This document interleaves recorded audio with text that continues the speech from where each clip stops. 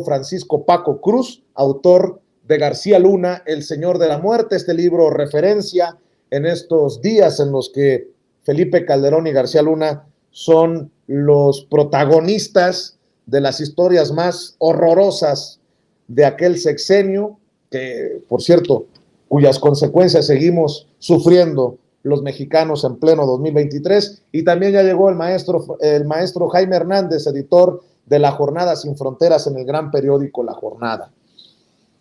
¿Cómo ven?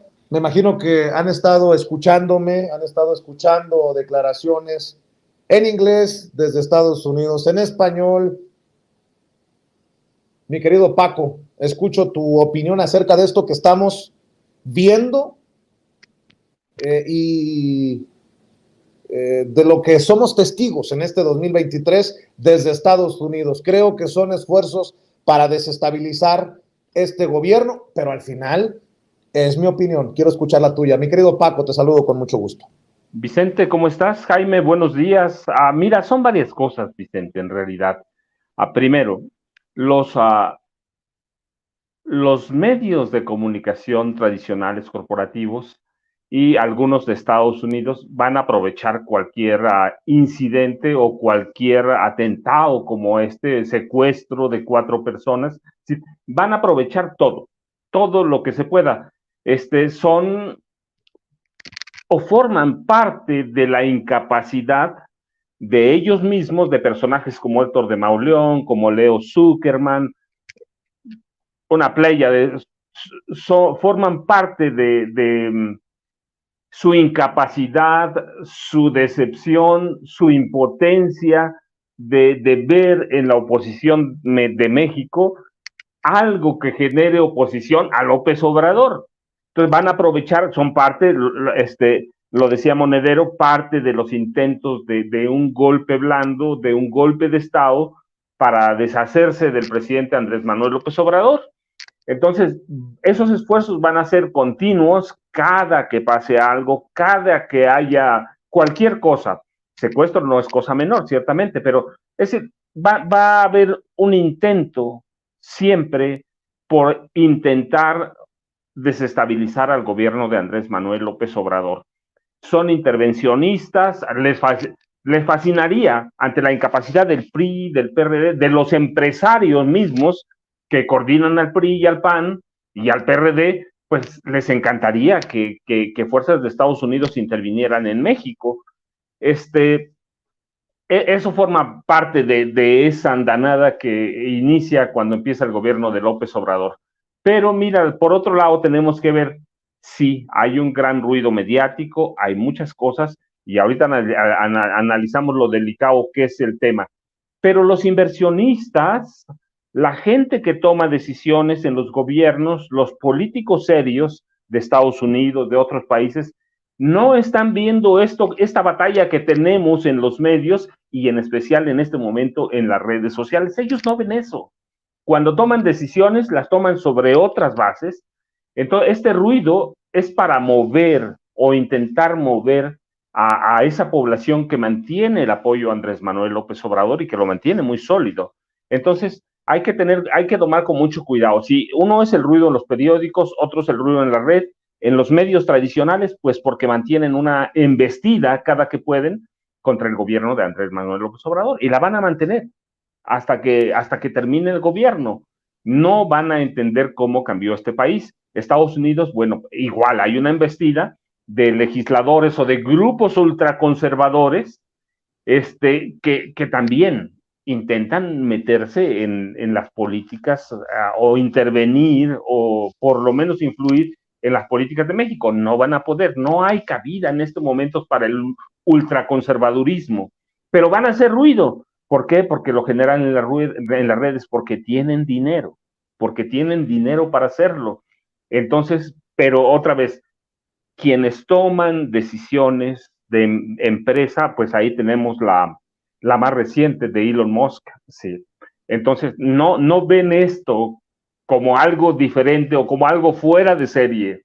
Ellos toman en cuenta los indicadores, fortaleza del peso y por qué, fortaleza de la bolsa mexicana y por qué, inversión extranjera, los índices reales, porque inversión extranjera directa, no la reinversión.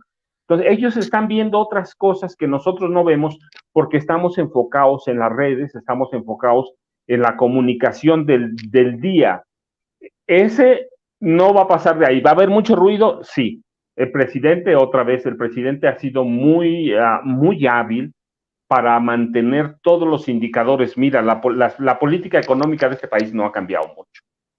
Sí, el presidente ha sido muy hábil en presentar un proyecto de gobierno en el que no afecta a los capitales. No los afecta, no les ha quitado nada. Lo que ha hecho es que paguen impuestos.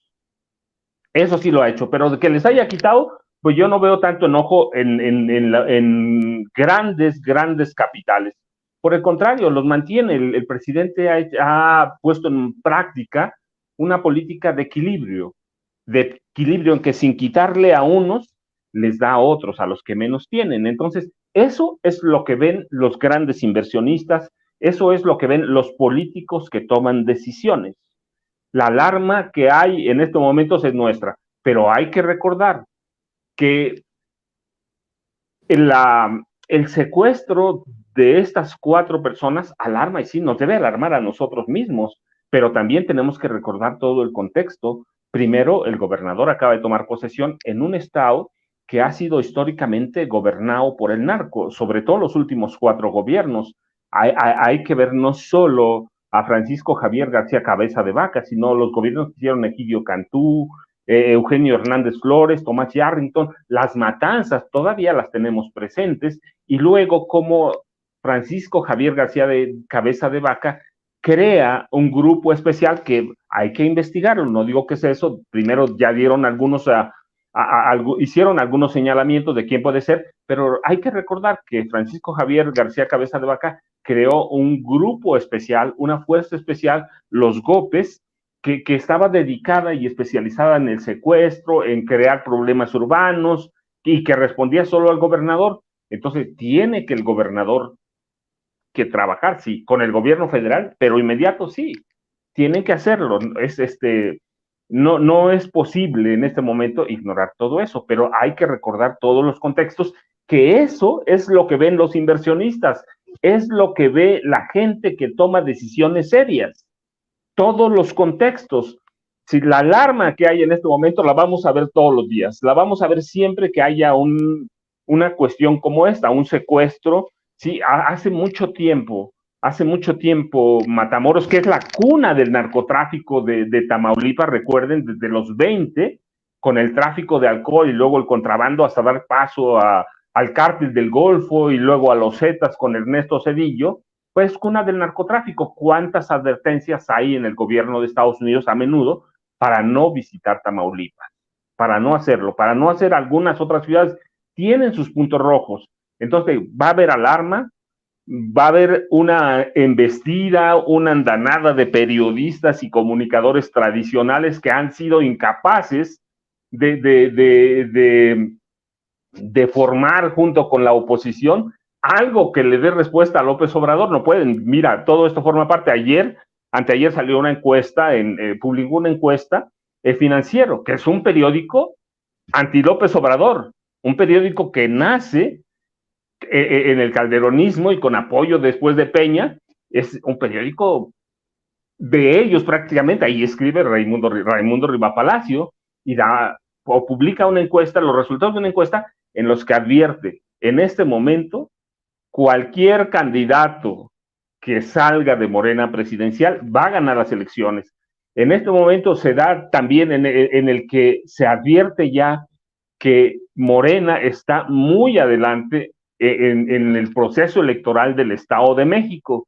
Entonces hay una incapacidad de sus comunicadores y hay una incapacidad de una decepción porque no ven a la oposición tratando de emerger algo, de un candidato, un programa, un proyecto para hacerle frente a López Obrador. Entonces, ¿de qué se agarran?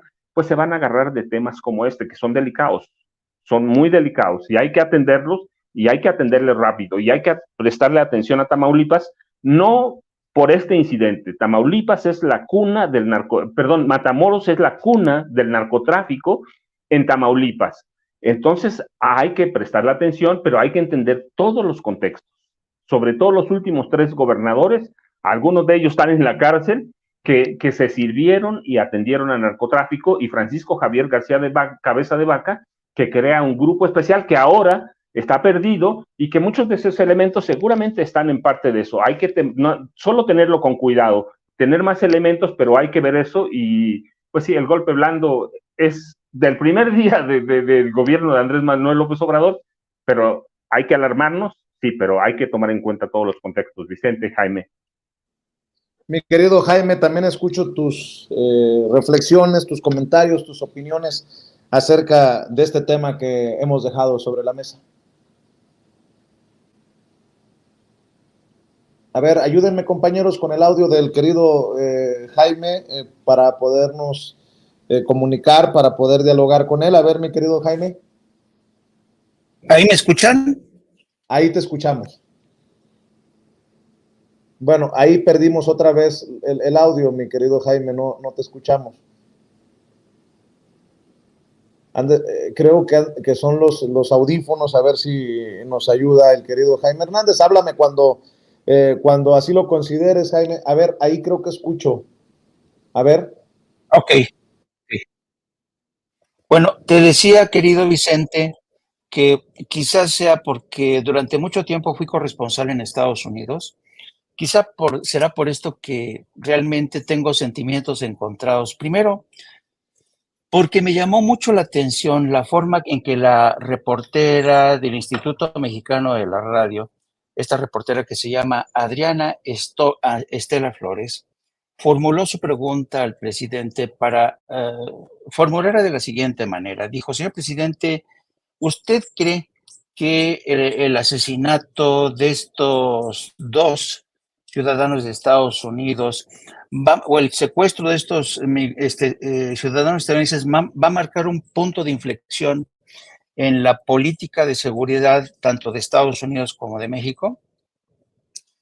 Y esa sola pregunta realmente a mí me dejó, me evidenció una vez más, y lo siento por la compañera y el medio que representa, esta suerte de papanatismo, ¿no? De aldeanismo que todavía tenemos en muchos medios de comunicación en México. Porque le digo que es papanatismo o aldeanismo porque casi siempre que vienen las noticias desde Estados Unidos, los medios de comunicación suelen inflar con titulares, ¿no? Lo que dice la Casa Blanca, por ejemplo, estaban ayer hablando del pronunciamiento de la portavoz de la Casa Blanca diciendo que era inaceptable. Pues, ¿y qué va a decir la portavoz de la Casa Blanca? Pues claro que es inaceptable, ¿no? Pero yo recuerdo con mucha frustración cuando yo era corresponsal, cada vez que yo veía que una nota, pues que sí era sexy, pero no iba a tener mayor impacto en las relaciones bilaterales, ni iba a modificar en absoluto la política de seguridad, las inflaban de una manera impresionante, sobre todo el Universal y el Reforma. ¿Y qué nos dice esto? Que en buena medida medios de comunicación en México suelen ser muy aldeanos, muy pueblerinos. Creen que cualquier pronunciamiento de Estados Unidos va a impactar de forma definitiva, ¿no? Cuando lo cierto es que nuestra relación con Estados Unidos es mucho más compleja de lo que muchos presuponen. Y el presidente, por eso, fue muy amable el presidente al responder a esta chica diciendo, bueno, sí lo mencionó, dice, bueno, a mí me exaspera un poco este amarillismo de los medios de comunicación que sacan la pelota del estadio cada vez que hay este tipo de noticias. Y lo interesante del caso es que medios que están en contra del gobierno, en este caso López Obrador, claro, porque claro, es la nota perfecta para apuntar y señalar a López Obrador como el responsable de todo. Entonces, yo creo que aquí, desafortunadamente, estamos todavía muy lejos de ser realmente medios realmente sofisticados, cosmopolitas, que entiendan, que sepan interpretar en su contexto las noticias según el calibre con que éstas se presentan. Te pongo un ejemplo. Durante la presidencia de Felipe Calderón, en que estaba Estados Unidos fascinado con la colaboración de Felipe Calderón, ¿qué es lo que ocurría? Decían que México estaba cooperando, México había suscrito una y otra vez la iniciativa Mérida. ¿Y cuántas vidas se perdieron durante la presidencia de Calderón? Más de 122,000 vidas. Más de 122,000 vidas. ¿Alguna vez esa cifra escandalizó a medios de comunicación en Estados Unidos? ¿Alguna vez esa cifra era traída a colación, como por ejemplo, estamos hablando, si ustedes ven el marcador del número de muertos de estadounidenses en México versus los mexicanos que han muerto en Estados Unidos, realmente no hay comparación, hay una simetría total, ¿no? El presidente hablaba del caso de este ranchero que recientemente asesinó a un migrante que les disparó así a sangre fría. Y decía que ningún medio se había interesado de esos pobres jornaleros, de esos pobres migrantes. Nosotros en la Jornada Sin Fronteras sí publicamos esa historia, porque cada vida de un mexicano que se pierde, pues es una tragedia, ¿no? Pero ciertamente a mí me llama mucho la atención que los medios mexicanos establezcan de facto este agravio comparativo. Se les hace más grave que un ciudadano de Estados Unidos muera, pierda la vida en México, que mexicanos pierdan la vida en Estados Unidos. Es como, ¿sabes? México, un mexicano más. Pues sí, pero ¿cuántos han muerto? Ya, no.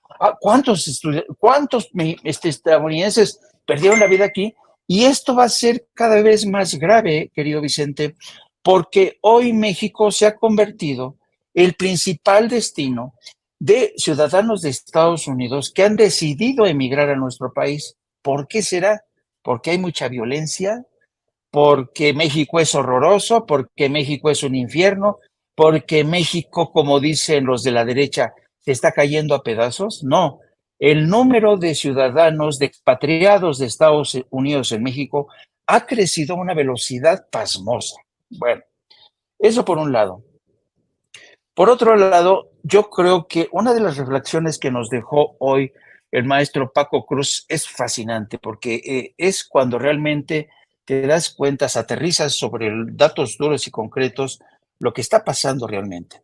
Si realmente México se estuviera cayendo a pedazos, si realmente México fuera el motivo de la gran preocupación, como lo establece Lindsey Graham, como lo establece Crenshaw, el ex veterano que se atreve a contestar al presidente y decirle que no, que ya me gustaría usted verlo si los muertos fueran 70,000 mexicanos que han sido afectados por pandillas de Estados Unidos. Ahorita abordo esa parte, pero lo que dice el maestro Paco Cruz es muy cierto. ¿A dónde están llegando las inversiones? ¿A dónde está yendo el dinero?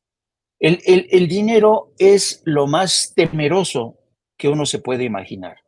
El dinero realmente es así. Pasa algo, un atentado terrorista, el dinero se va así inmediatamente. ¿Por qué no se ha ido el dinero de las inversiones de México? Entonces, yo creo que aquí hay no solamente bastante aldeanismo de medios de comunicación mexicanos, sino también el oportunismo de los partidos políticos de derecha que ven en esta la mejor oportunidad para lanzársele a la yugular de López Obrador. Y otro elemento, perdón, Argos, perdón, y un último apunte. El presidente, al contestarle a este congresista que le dijo que ya le gustaría ver que el presidente tuviera 70,000 muertos al mes o al año por el fentanilo, hay que recordar, y lo dijo bien el presidente, nosotros lo hemos recordado aquí, Vicente, tú recordarás, este representante se atreve con el gobierno de México, se atreve con las instituciones mexicanas, pero no se atreve con las compañías farmacéuticas como Pharma Purdue, que es el caso al que se refería esta mañana el presidente. Pharma Purdue produjo en 1996 el Oxycontin, este medicamento que quita el dolor porque a los estadounidenses no les gusta sufrir. Entonces, se llenaron de pastillas, de píldoras de Oxycontin, y ahí fue el detonante de una epidemia de esta adicción de los opiáceos. ¿Y sabes qué le pasó a Pharma-Purdue? Se declaró en quiebra una parte de sus laboratorios, fueron a juicio por todas las demandas que tenían y acaban de pagar $6,000 millones, $6,000 millones de multa. ¿Sabes? En la primera oleada de producción del Oxycontin, ¿cuánto ganaron? En la primera oleada solamente, $35,000 millones. Y este congresista no dice nada de Pharma-Purdue. ¿Por qué? Porque Pharma-Purdue tiene en el bote a todos y cada uno de los congresistas a quienes financia sus campañas políticas. Entonces, los congresistas de Estados Unidos, incluido Lindsey Graham, escogen sus peleas. Y la mejor forma de pelearse es con el vecino del sur. Pero no se atreven, uno, ni con las farmacéuticas, ni con los gigantes de Silicon Valley, ni con la Asociación Nacional del Rifle.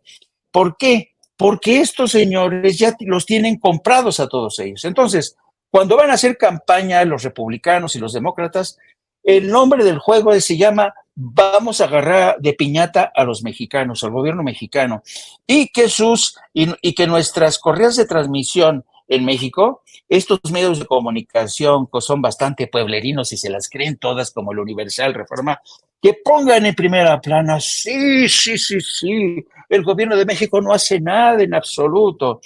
Entonces vivimos realmente en una época que es la época en la que yo creo que la derecha ha quedado desnudada de una hipocresía galopante que es vergonzante realmente. Yo creo que espero que la gente ponga atención a este tipo de mensajes del presidente, porque ciertamente durante mucho tiempo, estos grandes medios de comunicación han utilizado el fantasma del el gringo que viene a invadirnos, el fantasma de los terroristas que se emboscan entre migrantes mexicanos, el fantasma de los cárteles de la droga que son los causantes de todos los males, pero nunca nadie mira ni a las compañías farmacéuticas que iniciaron esta crisis, ni a los bancos de Estados Unidos que siguen lavando el dinero del narco, ni a las compañías de armerías que siguen dotando de un enorme poder de fuego a los cárteles de la droga. Vicente, Paco.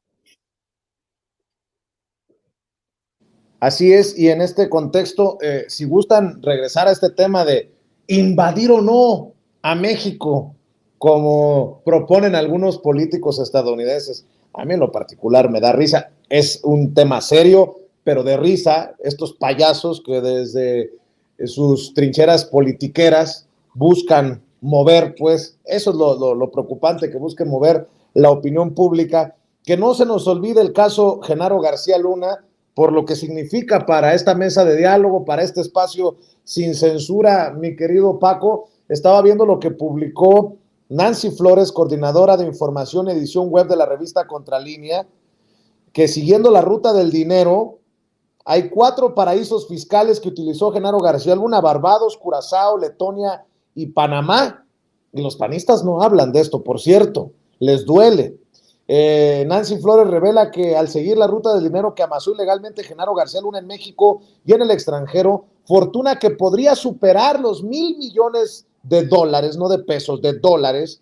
La Unidad de Inteligencia Financiera documentó que el exsecretario de Seguridad Pública y mano derecha del entonces panista Felipe Calderón orquestó una trama financiera para perder el rastro del origen de su riqueza, similar a la que utilizan los grupos del crimen organizado.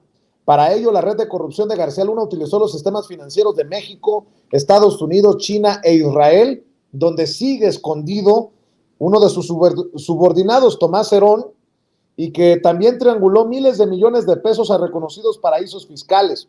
La investigación de la UIF arrojó que esa red de corrupción usó sobre todo a la empresa Nunvav Inc. para obtener la mayoría de los contratos con el gobierno federal y posteriormente enviar los recursos a Tel Aviv, Curazao, Letonia, Panamá, China, Estados Unidos y Bridgetown, Barbados. El destino favorito para ese dinero desviado del erario nacional era ese último paraíso fiscal, Barbados. Respecto del sistema financiero mexicano, los hallazgos de la UIF apuntan a que este se utilizó únicamente para posibilitar los cobros de las contrataciones, pero casi de inmediato los recursos eran sustraídos y enviados a otros países. Al final el dinero se concentraba en el sistema financiero estadounidense, en especial en Florida. En ese estado, García Luna, su familia y sus socios poseían más de 19 propiedades y al menos 42 automóviles y motocicletas de lujo. Las residencias y vehículos ya fueron asegurados como parte de la demanda civil del gobierno mexicano ante el Tribunal del 11º Circuito Judicial del Condado de Miami-Dade en Florida. La investigación de la UIF sirvió para que el gobierno mexicano presentara la demanda civil por las presuntas violaciones de las leyes de remedios civiles para prácticas criminales, uniforme de transparencias fraudulentas de Florida y por los presuntos delitos de conversión y enriquecimiento ilícito por fideicomiso construido. Esta no solo acusa a García Luna, sino a su esposa, Linda Cristina Pereira Gálvez y sus socios, sino también a las empresas Numvav Inc., Numvav Technology Inc. y Gold Holding Enterprises, entre otras, mi querido Paco. Sí, Vicente, es un tema bien interesante, pero mira, nada más retomamos y nada más recordarle a la gente que en 2017, cuando llega Francisco Javier García Cabeza de Vaca a la gubernatura de Tamaulipas, hay un cambio, si bien es cierto que viene el narcotráfico con fuerza, hay un cambio, y 2 años después, en 2019, Tamaulipas era considerado el ejemplo más acabado de un narcoestado en México con una policía, el GOPES o los GOPES, que solo servían al señor gobernador. Entonces, ese retrato lo debemos tener presente. Luego, lo otro, no, pero mira, García Luna, yo insisto que no solo es él y no solo es Linda Cristina y sus otros socios. Creo que debemos volver la cara a su familia cercana. Su hermana Esperanza fue jefa por un tiempo de la policía cibernética de este país. Ella sabe a dónde y cómo fueron inversiones para el espionaje que se pagó a grupos de Israel. Ella debe tener conocimiento de todo eso, fue parte de la base del nepotismo y del lavado de dinero de Genaro García Luna. Su hermana Gloria trabajó cuando él empezó a hacer una fortuna impresionante que se salía de todos los controles. Mandaron a Gloria a la Secretaría de Seguridad del Estado de Morelos, y bueno, en Morelos es donde empiezan a tener grandes inversiones, y ella es parte del eje del lavado de dinero también, no solo Linda Cristina Pereira Gálvez, y Luz María, su otra hermana. Luz María es a la que destinan y triangulan vivienda, autos, la familia entera de García Luna, sus hermanas, su familia cercana, porque García Luna podía confiar en Linda Cristina Pereira Gálvez, que es su esposa, es la madre de Luna y de Genaro García Pereira, pero ¿en quién más podía confiar para tener su riqueza? En las hermanas. Tú puedes confiar en tus socios, en tus cómplices, pero eventualmente ellos te pueden traicionar y quedarse con el dinero. Entonces creo que debemos volver cuando la gente dice, ya terminó el caso de García Luna. No, esperen. García Luna, el caso está empezando. Sí, hemos hablado de todos los cómplices, de Felipe Calderón Hinojosa, de Vicente Fox Quesada, de Martita Sagún Jiménez, de Margarita Zavala Gómez del Campo, de los directores del CISEN que tuvieron en sus oficinas o en los archivos, por lo menos, el expediente secreto de Genaro García Luna como delincuente, entre ellos Guillermo Valdés Castellanos o Alejandro Poiré. Lo tenían. Santiago Krill Miranda como secretario de Gobernación debió haberlo conocido. Fernando Gómez Montt. Hablamos de todo eso y ya es muy conocido, pero nunca hablamos de la familia que juega un papel fundamental en el desarrollo de Genaro García Luna. Esperanza, por ejemplo, es la primera, cuando lo insertan a él en el CISEN, Esperanza tiene una amistad extraña con un personaje que hoy ya no hablamos porque se murió, que se llamaba Wilfrido Robledo Madrid, un almirante, que es el que mete a las grandes ligas a Genaro García Luna en sociedad con él. Y Esperanza es la que le abre las puertas a muchas cosas. ¿Por qué? pues ya se murió el almirante, ya habría que inventar y no vamos a inventar, pero Esperanza le abre las puertas y Esperanza se vuelve inseparable de Genaro de tal forma que eventualmente es jefa de la policía cibernética, que es la que maneja el espionaje también, espionaje a líderes de derechos, defensores de derechos humanos, líderes sociales, políticos, pero recuerden, es famoso porque el espionaje a periodistas, el espionaje, y entonces ella tiene muchas claves de eso, y Gloria, que es la que abre las puertas al lavado de dinero en el estado de Morelos, y que debe saber mucho más. Luz María también, sé dónde está Esperanza, porque la he seguido con mucho, pero de pronto, pues son tantos que se me perdieron Gloria y Luz María, pero hay que seguirle el tema a García Luna. No, el caso no se ha muerto, el caso está empezando, y García Luna, había sobrinos que trabajaban con él en la Secretaría de Seguridad Pública que lo ayudaban. Entonces hay que seguirle la pista a la familia y hay que seguirle, claro, la pista al dinero. ¿Cuántos millones? Bueno, lo oficial, lo que salió del gobierno, ya lo sabemos, 745 millones. ¿Cuánto le entregaron a García Luna en soborno los grupos del crimen organizado? Y ese dinero, pues hay que seguirlo también a la familia. Si la familia no está, ya con los datos que di, hay ocasiones que sí, la familia que está afuera, pero en este caso no. Entonces hay que seguirle la pista a todo eso, al dinero, pero también a la familia. García Luna es un caso que, mira, curiosamente, que es un caso gravísimo en este país, un secretario de Estado juzgado en Estados Unidos con el veredicto de culpable a espera de sentencia, y los medios allá durmiendo, cuando Genaro García Luna tenía hermanas, tenía familia que lo ayudó en el proceso de consolidación para convertirse en una organización criminal asociada con Felipe Calderón Hinojosa y con Vicente Fox, que está Vicente y Jaime. ¿Cómo ves, Jaime, tú? Pues yo creo que todo esto tiene que ver, fíjate que es interesante cómo el maestro Paco presenta todo un esquema, ¿no? De todas estas, el mundo en muchos sentidos ha sido creado para que los malandros siempre se salgan con la suya. Tienen aliados con el crimen organizado, tienen aliados en paraísos fiscales, tienen como aliados a abogados que los salvan de todo, de todo. Lo vemos en el caso de México, ¿no? Como en el aparato judicial ha sido realmente de una incompetencia insufrible, insufrible. Hasta ahora estamos conociendo que apenas se están integrando las carpetas de investigación contra Genaro García Luna. Y hay otro caso que ilustra bien precisamente este tipo de componendas, porque olvídate de que los malandros ya no solamente son nacionales, los malandros ya son transnacionales. Y esa es su enorme ventaja. Mira, por ejemplo, el caso de Tomás Herón. Tomás Herón se ha refugiado desde hace ya mucho tiempo en Israel. Las últimas noticias que tenemos de Tomás Herón es que se ha convertido en un hombre de los más populares en el mundo de la socialité en Tel Aviv, ¿no? Se la pasa en los mejores restaurantes, va a las mejores fiestas con personajes, con todo, es intocable. Y la petición de extradición de Tomás Herón, que podría darnos las claves de todo lo que ocurrió con los 43 de Ayotzinapa, está ahí en punto muerto. Israel no ha respondido y dudo mucho que vaya a responder.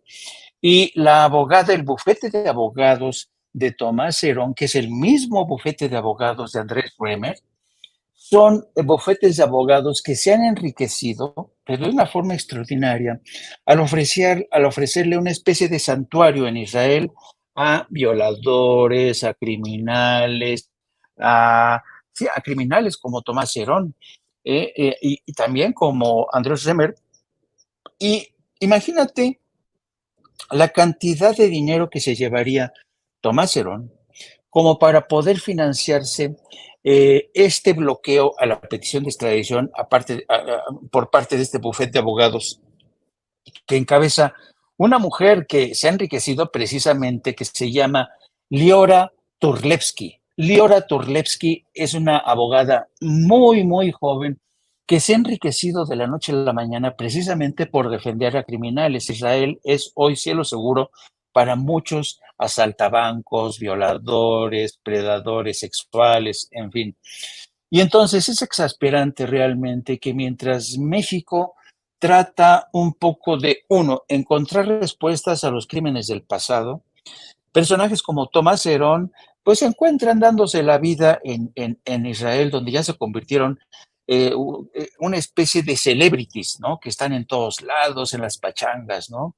Ya tenemos el caso de Genaro García Luna, que se había comprado apartamentos de lujo, casas, que tenía una cobertura perfecta en primera instancia, es decir, en México, con el apoyo de Carlos Doria de Mola, con Ciro Gómez Leiva, con Carlos Marín, con Joaquín López Dóriga.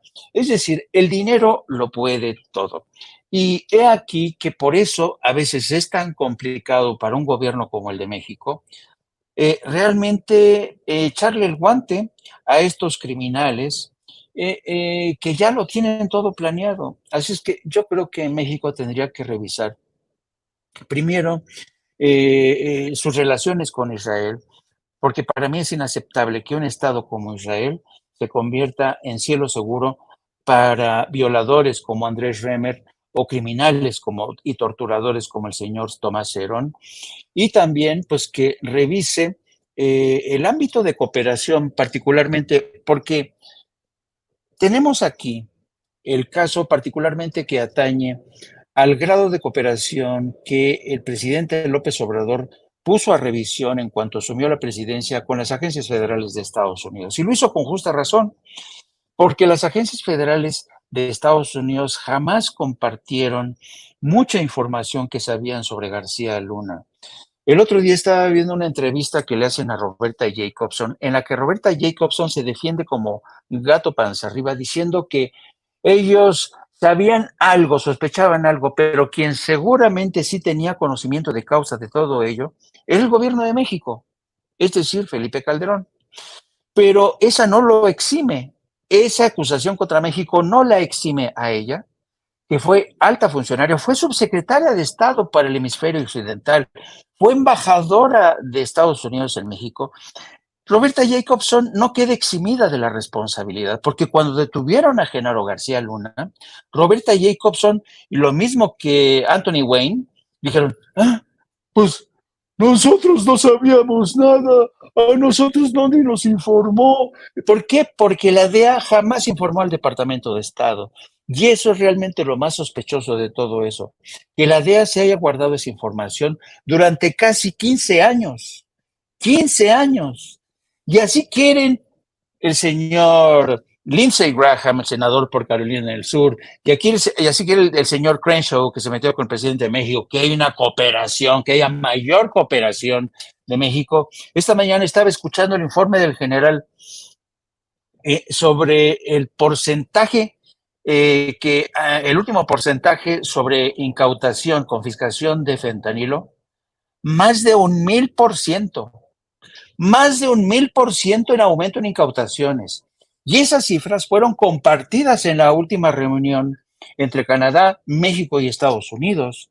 Yo no sé por qué esta gente en Estados Unidos, incluido el fiscal general, aseguran, no, pues sí, México está cooperando, pero creemos que necesita hacer más.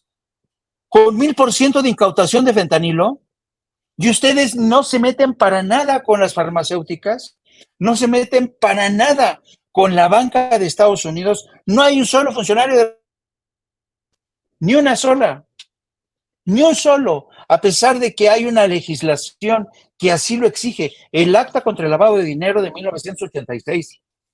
Y hasta la fecha no hay un solo alto cargo de la banca de Estados Unidos que esté condena por lavado de dinero.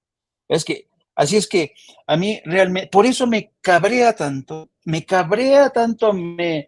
solivianta tanto esta posición tan papanismo, de aldeanismo de la prensa mexicana, que le hacen el caldo gordo a los Lindsey Graham, a los Crenshaw y al gobierno de Estados Unidos, que dicen, no, es que México no hace la parte que le corresponde. México ha puesto el mayor número de muertos, más de 320,000, 350,000, desde que Calderón desató esta crisis. Y México no ha hecho nada. Perdón. Ay, perdón. Sigo advirtiendo que desde el, entre comillas, periodismo, vienen los golpeteos y ataques contra el presidente Andrés Manuel López Obrador. Ayer hablábamos de una demanda que anuncia Denise Dresser en su columna del periódico Reforma. Hablábamos de Jorge Ramos, que señala un fracaso total de la estrategia de seguridad del presidente Andrés Manuel López Obrador. Mencionábamos a Ciro Gómez Leiva, que en su programa de radio también se quejaba de los ataques del presidente en la mañana. Bueno, no podía faltar Joaquín López Dóriga, el que hizo más de 250 millones de pesos en el sexenio de Peña Nieto y que hoy recibe nada, cero. Joaquín López Dóriga en Twitter: ya es enfermizo lo de López Obrador en mi contra. Van más de 151 veces que se lanza contra mí en la mañanera. Enfermizo, dice. Y me entero también que llega a las páginas, a las filas de Eje Central, el medio de Raimundo Riva Palacio, la corresponsal de México en Washington, Dolia Esteves. Y me llama mucho la atención en lo que ocupa su primera columna en Eje Central, del dueño de una columna que también se publica en el periódico El Financiero. Me refiero a Raimundo Riva Palacio. Dice Dolia Esteves, entre otras cosas, que hacia finales del siglo pasado, hace una referencia a su trabajo en los últimos 34 años, y dice que hacia finales del siglo pasado la agenda se narcotizó. Telefonazo para darme el pitazo de la detención en Miami de un avión fichado por la DEA con un prominente político priista a bordo. Entrega de un explosivo informe de inteligencia sobre presuntos lazos del grupo Hank con los Arellano Félix, que provocó la venganza de la familia del fundador del grupo Atlacomulco contra mí, matar al mensajero. Dice que fue la edad de oro del periodismo mexicano en Washington y que ya no existe, que quedó rebasada por el vertedero que es el Internet. Los corresponsales mexicanos somos cada vez menos, de 12 pasamos a 4. Grandes medios no ven el beneficio de invertir en corresponsales cuando pueden copiar la nota del Internet, armarla con base en hilos de tweets o mal pagar a un freelance, mal cálculo y peor momento. Dice Dolia Esteves: en países con gobiernos autocráticos, el periodismo crítico e independiente está bajo ataque. En México, el presidente López Obrador abusa del poder del púlpito para descargar su odio contra la profesión en su conjunto y contra ciudadanos privados que la ejercemos. Su retórica encuentra eco en la cámara de resonancia del obradorismo. Para el sector de la población propenso a su mensaje de odio, somos el enemigo. Pero no hay gobierno que no termine ni circunstancia política que no cambie. El acoso de AMLO es coyuntural, pasará. El trumpismo y el bolsonarismo siguen vivos en Estados Unidos y Brasil, pero la demonización de los medios se fue con Trump y Bolsonaro. Lo mismo ocurrirá en México cuando el populista autócrata se marche. Muerto el perro se acaba la rabia, dice el refrán. Fíjese nada más lo que escribe Dolia Esteves, que seguramente escribió con una tripa en la mano. A fines de 2021 dejé de publicar en medios para dedicarme a escribir mi último libro, México, a Challenging Assignment. El receso que prolongué a propósito sirvió para reflexionar sobre la importancia de seguir haciendo el periodismo riguroso y honesto que siempre he hecho. Un periodismo que defiende la democracia porque es nuestro hábitat. Pensé que si nos atacan es porque no han podido controlarnos o callarnos. Nuestro poder no está en la fuerza, sino en la comunicación. No está en la fuerza, sino en la comunicación. La gente depende de nosotros para saber algo que, como dice John Lee Anderson, se asemeje a la verdad. El periodismo no es, por lo tanto, una profesión más, es una forma de vida a la que no se puede renunciar. Primero se van ellos. Sí, qué gran periodismo al decir que muerto el perro se acaba la rabia, haciendo referencia al refrán y refiriéndose directamente al presidente Andrés Manuel López Obrador. Fíjese nada más qué periodismo tan interesante, nótese mi sarcasmo, el que realiza Dolia Esteves. Pero bueno, una rayita más al tigre, y ahora en las filas de Eje Central de Raimundo Rivapalacio. ¿Yo por qué insisto en este tema de los periodistas? Porque creo firmemente que el periodista no está bajo ataque de Andrés Manuel López Obrador, que el presidente de México no tiene como consigna golpetear contra ciertos personajes, sino contra la mentira, la tergiversación, y creo que Dolia Esteves confirma lo que estoy diciendo. Pero bueno, también escucho sus opiniones, mi querido Paco Cruz, mi querido Jaime Hernández. Paco, voy primero contigo. Pues es que ya no sé si ponerme a reír o ponerme a llorar, Vicente y Jaime. Siempre se les tumbó la verdad cuando apareció o cuando eclosionó el periodismo en Internet, que ellos no entienden porque nunca trabajaron en agencias de noticias verdaderamente, y el periodismo que se hace en redes tiende para allá, y es mucho de eso, y va a terminar siendo el que predomine, y los viejos medios, pues ya se le olvidó a Dolia quienes controlan el Universal, quienes controlan Reforma, quienes controlan el Financiero, quienes controlan el Heraldo, que es gente que sale directamente de Margarita Zavala Gómez del Campo, a través de uno de sus parientes, Castañeda Gómez del Campo. Se le olvidó cómo se da, quiénes son los Vázquez Raña, Mario, ya murió Mario, pero quiénes son que se apodera de toda la cadena de los soles, de la cadena García Balseca. Se le olvida quién es Olegario Vázquez Raña, que hace negocios al amparo del periodismo o al amparo de la información. Es decir, de pronto, de un plumazo, quieren olvidar que vivimos en un periodismo de corrupción, en el que ellos tenían la verdad. Pero mira, la verdad es que yo lo entiendo, lo trato de entender. Ya se les olvidó por qué nace Proceso, por qué nace el viejo 1+1, que después deriva en parte en La Jornada. Se les olvida toda la historia del periodismo de este país. Se les olvida que en este país los políticos, hasta el 30 de noviembre de 2018, mataban periodistas por placer. Los mataban por placer. Se los podemos documentar. Sí, se los podemos documentar. Mira, no voy a ir más atrás, pero se los puedo documentar hasta la Revolución. Sí, Luis Echeverría, 6 periodistas ejecutados. Sí, López Portillo, 12, Miguel de la Madrid, 13, Carlos Salinas de Gortari mandó asesinar a 46 periodistas. Sí, Ernesto Cedillo Ponce de León, 24, Vicente Fox Quesada, 22, pero se los puedo de veras documentar, puedo ir a casos que ya no se acuerdan. 1953, Raúl Parra Molina, corresponsal del diario oaxaqueño La Voz del Sureste, fue asesinado a tiros en la vía pública. Se los puedo, de veras, tengo una lista impresionante de todos los periodistas asesinados por esos regímenes que ellos defienden de la libertad. 8 de octubre de 1970 en la ciudad de Chihuahua, asesinado de 4 balazos el periodista Ernesto Espinosa Hernández, de 53 años de edad, a las 19:40 horas en plena vía pública, en la esquina de Avenida Tecnológico y Privada del Sicomoro. Es decir, se los puedo documentar uno por uno, Vicente. Ya se les olvidó todo eso. Se les olvidó que hemos tenido presidentes asesinos, verdaderamente asesinos, y que hemos tenido, porque lo he documentado, 7 presidentes narcos: Peña, Calderón, Fox, Salinas, Miguel Alemán, Abelardo L. Rodríguez. Se les olvidó la historia del periodismo en este país, el periodismo que vivió la edad de oro. ¿Edad de oro de qué? Si los periódicos, los medios de comunicación eran controlados por las mismas familias.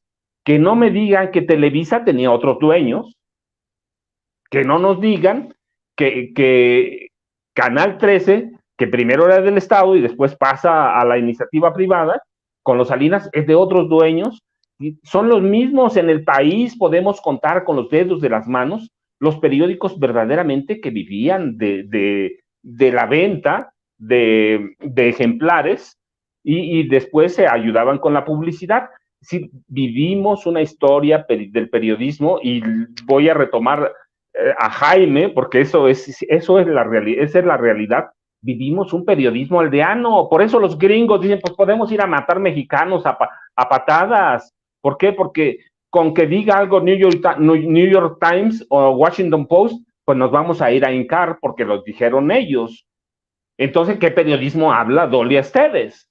Si tenemos un país aldeano en periodismo y sometido históricamente a intereses de grupos empresariales que han hecho grandes negocios al amparo de la comunicación.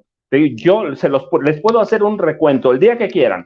Periodistas muertos ejecutados por el gobierno. Pero no solo eso, tuvimos a Díaz Ordaz que mataba a todo mundo. Tuvimos a Luis Echeverría que mataba a todo mundo. A López Portillo también. Y podemos seguir la represión con Miguel de la Madrid, que es su héroe porque es el padre del neoliberalismo, o a Zedillo. Hay que ver, a Salinas de Gortari, 46 periodistas ejecutados. Y hay que ver más de 600 opositores ejecutados en el salinismo. Esa era dorada del periodismo de la que hablan era una olla de corrupción en la que la información se vendía a través de lo que se llamaban gacetillas, que era información pagada y le quitaban la I y la P de inserción pagada para dar la apariencia de que era nota. Las notas se compraban, ibas a un evento y decían, ese es de 8, vale tanto. Eso hacían los periódicos, que no nos vengan a cuentear a nosotros. Y los casos emblemáticos son Julio Scherer García, que sale después de una maniobra fraudulenta del gobierno para ir a fundar, y qué bueno, porque va a fundar el viejo proceso, y de allí fundan Uno Más Uno Viejo, Manuel Becerra Costa. Entonces, que no nos vengan a cuentear que no sabemos nada de periodismo, o que no tenemos historia, y que el periodismo de este país lo sabe Raimundo Riva Palacio. Yo les prometí, y les prometo ahora sí para la próxima semana, porque ya lo encontré, cómo vivimos en este país una prensa de colusión. Sí, colusión es corrupción. Entonces, que no nos vengan a cuentear, vivimos una era dorada. No, lo que hicieron las redes sociales, y yo no le llamo redes sociales, sino plataformas informativas como Sin Censura, y muchas que hay ahora, y muy, muy respetables, lo que hicieron fue tumbarles el monopolio de la verdad.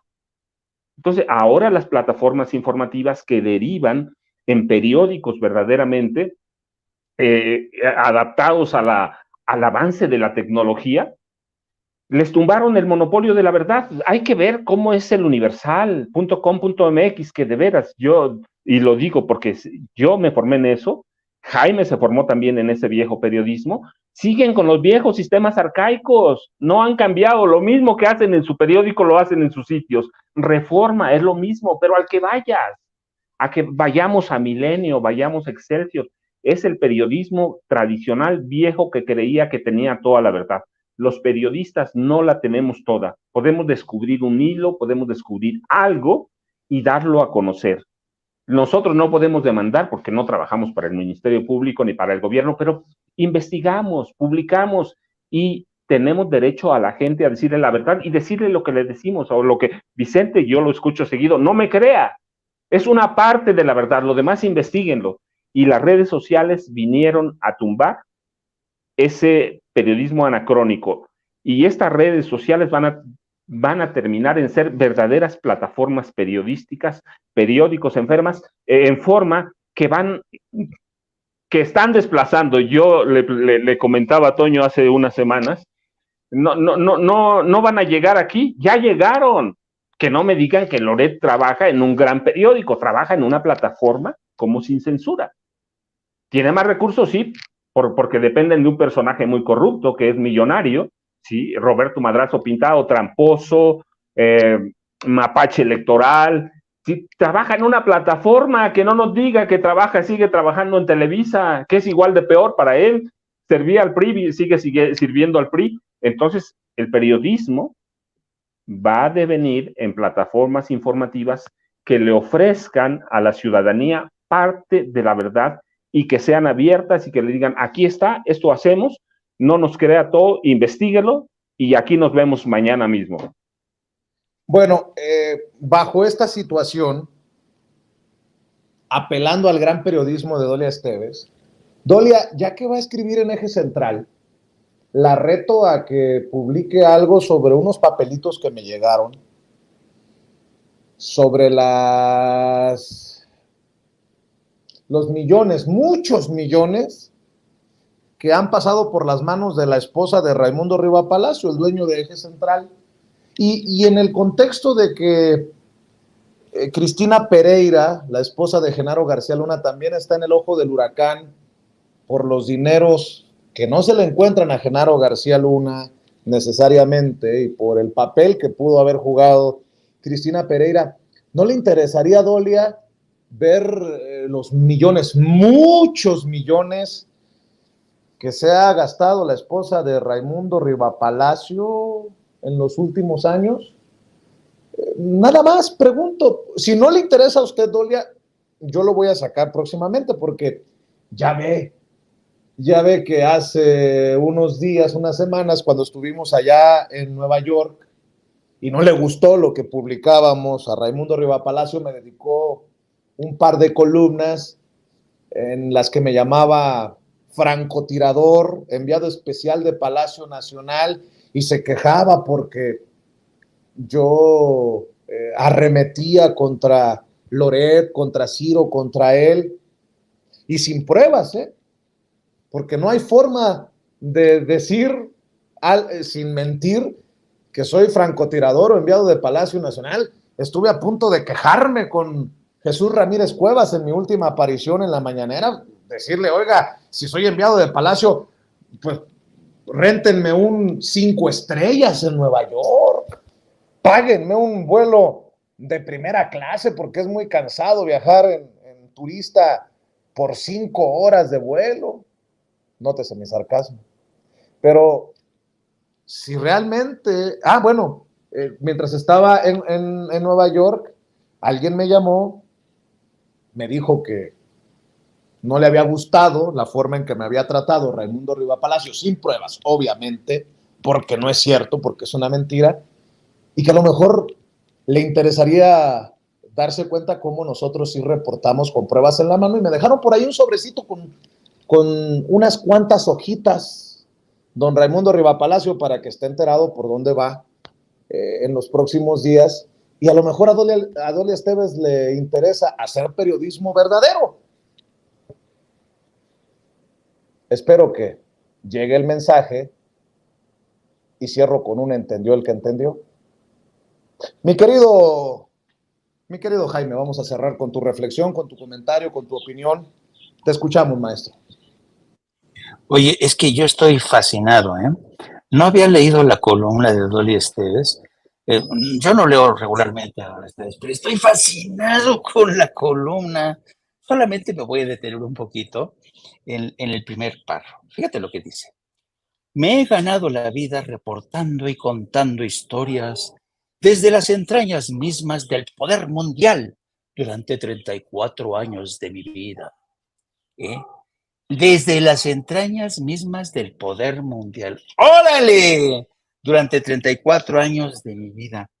Cuando dices que te has ganado la vida contando, reportando desde las entrañas mismas del poder mundial, pues si esta mujer solamente ha estado como reportera y corresponsal en Washington, que yo sepa, ¿no? Que yo sepa. Y luego dice, he sido testigo de primera fila de los hechos e hitos históricos que han unido o apartado el destino de Estados Unidos y México. No, Dolia, no es cierto. Desde primera fila, Nanay, Naranjas de la China. Te recuerdo que durante toda la investigación y todas las audiencias de Rápido y Furioso, casi nunca estuviste en las audiencias programadas. Nunca. Si acaso una o dos veces como mucho. Porque quienes sí estábamos ahí éramos tu servidor, la gente de Notimex, cuando había gente de Notimex, gente de Reforma, gente de Televisa, pero a ti nunca te veíamos. Dolia Esteves era de estos personajes que nunca se aparecía donde había que estar reporteando, donde había que estar buscando la noticia, nunca, nunca estaba.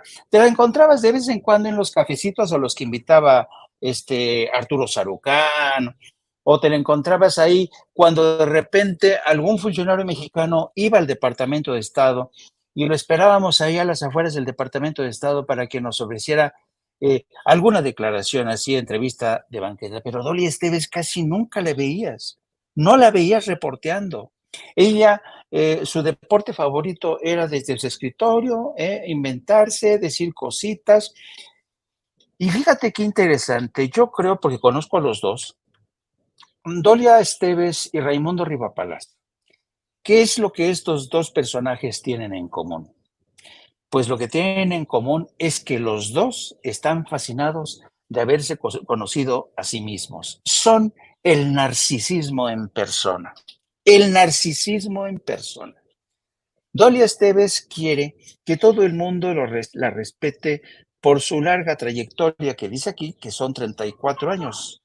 Pues yo llevo casi 50. Hay periodistas que llevamos más tiempo. Mi querido amigo Paco Cruz lleva también por ahí.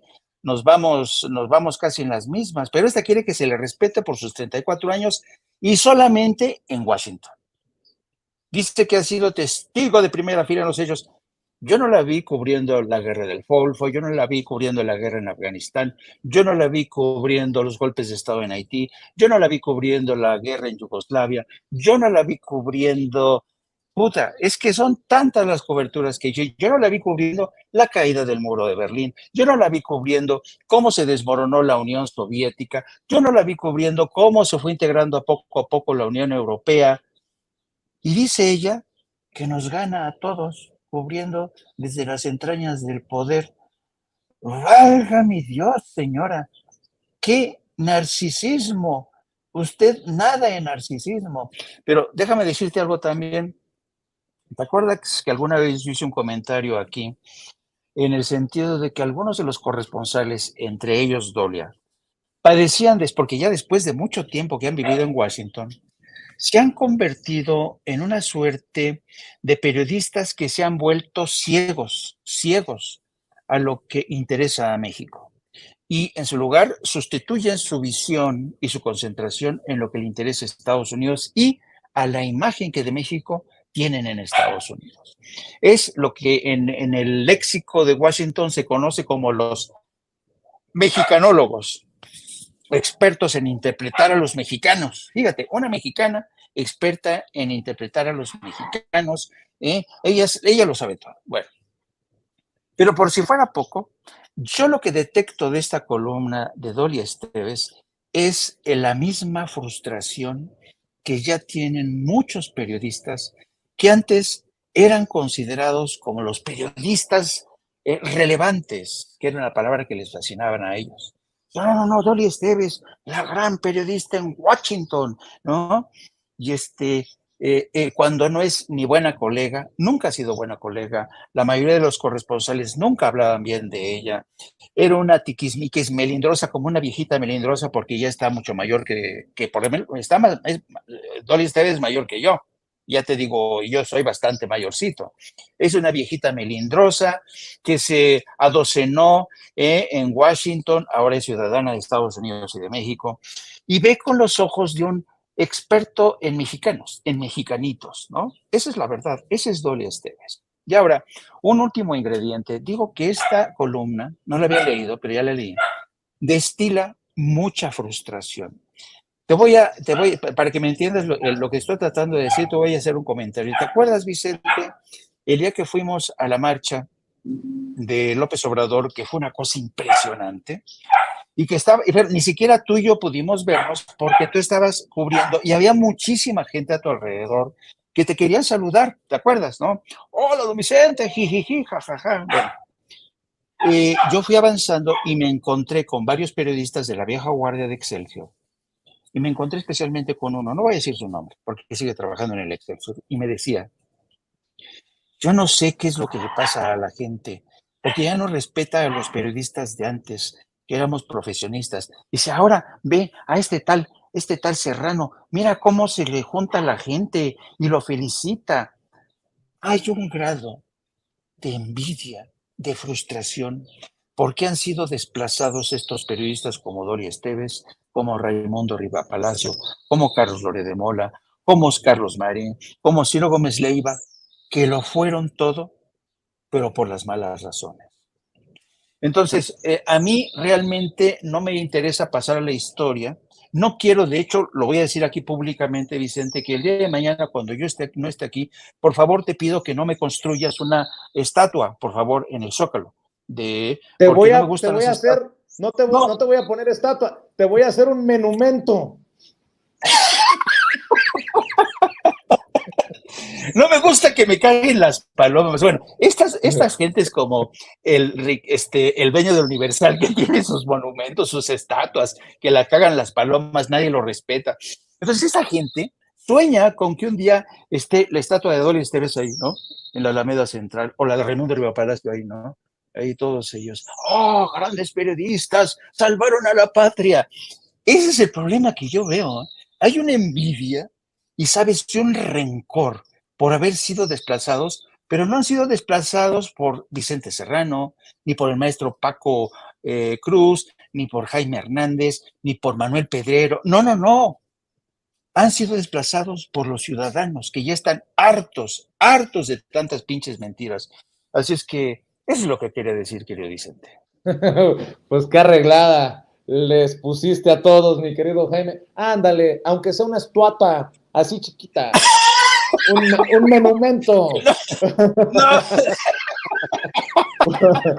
Bueno, bueno. Oye, Jaime, a ver, ya vas que vuelas para el programa. Hay que cerrar invitando a la gente para que se sume al programa en YouTube, para que te lea en Twitter, para que te haga más famoso, maestro, para que se eleve hasta el Olimpo su nombre, Jaime Hernández. Podría un gran poeta que decía, todos vamos caminando poco a poco hacia el olvido. Y esa es la verdad, querido, esa es la verdad. Pero mientras tanto, no nos olviden que vamos a estar presentes en el programa de No Apto para Cínicos. Arrancamos casi en un poquito más de una hora, a partir de las 14 horas. Les pido que también se suscriban, No Apto para Cínicos, búsquenos. Y también les pido que nos sigan a través de nuestras redes sociales, @Jaime Jorno, y a través de la sección de La Jornada Sin Fronteras y el gran periódico La Jornada. Un placer, como siempre, querido Vicente. Me gusta mucho verte reír. Me gusta también ver reír al maestro Paco Cruz, porque esto quiere decir que a pesar de todas las mentadas de madres, de todas las envidias, de toda la mierda que nos echan, la verdad es que nosotros sabemos que tenemos la conciencia tranquila y que estamos en el camino correcto. Una plaquita, un bustito. ¡Que no, chingao! ¡Que no! ¡No, no, no! Bueno, mi querido Paco Cruz, pues tú tendrás alguna placa de el número 1 de venta en libros de la editorial o algo por el estilo. Mi querido Paco. Mira, Vicente, yo mejor vamos a levantar un monumento a esos dioses caídos. ¿Sabes por qué adoraban a García Luna? Verdaderamente, porque además lo escribí, pero me acordé hace rato platicando todo esto. Los llamaba García Luna los periodistas ilustrados. Y eso les llenaba todo. Así que bueno, pues son dioses caídos, vamos a juntarnos. ¿Los periodistas ilustrados? Así los llamaba García Luna. Sí, los periodistas madre. Ilustrados. Entonces, para pues que veas por qué. No solamente los periodistas ilustrados van a poder presumir a partir del jueves que han entrado al búnker. Va a ir un pinche youtubero al búnker que mandó construir Genaro García Luna, así que hasta en eso yo creo que van a llorar muchos de estos periodistas. ¿Cómo? Más de ilustrados. Más de 3,000, vas a entrar a una construcción en la que invirtieron más de 3,500 millones de dólares y que García Luna la presumió, que así la conocí yo, para la prensa de Estados Unidos. Cuando dijo que era prueba de sismos de 10, eso yo lo escuché. Y cositas ahí, pues vas a entrar a ese lugar que iba a ser el mando central de Felipe Calderón. Y verdaderamente ya lo espero porque pues yo la conozco en crónicas, la conozco en documentos, ahora pues la vamos a poder seguir, por favor. Yo recuerdo cuando la había no sé cuántas pantallas, así que hay que seguirla, Vicente. Yo espero con mucha ansia el jueves. Ya saben, @Paco Cruz Jiménez en Twitter, Francisco Cruz Jiménez en Facebook. Maestro Jaime, no apto para cínicos, aunque sea algo que se diga, sí, la jornada. Así que nos vemos mañana. Bueno, nos vemos mañana, ya saben. Oigan, nada más para cerrar, quiero decirles que me siento muy orgulloso de una mesa de diálogo como esta, de periodistas con larga trayectoria, con tantos años. Les aprendo todos los días. Me siento muy orgulloso, muy bendecido, y ojalá que esta oportunidad de compartir con la audiencia de Sin Censura nos dure por mucho tiempo. Ustedes saben que los admiro, que los respeto, y en la medida de mis posibilidades espero demostrárselos cuanto tiempo ustedes así lo decidan para la audiencia de Sin Censura. Les mando mi corazón y quiero decirte que casi me haces llorar, se me erizó la piel, mi querido Jaime, porque así pienso que vamos caminando hacia el olvido. Muy poético, muy profundo, muy filosófico. Te mando un abrazo, Paco, te mando un abrazo, igual, Jaime. Un abrazo para los dos, nos vemos mañana. Gracias. Bueno.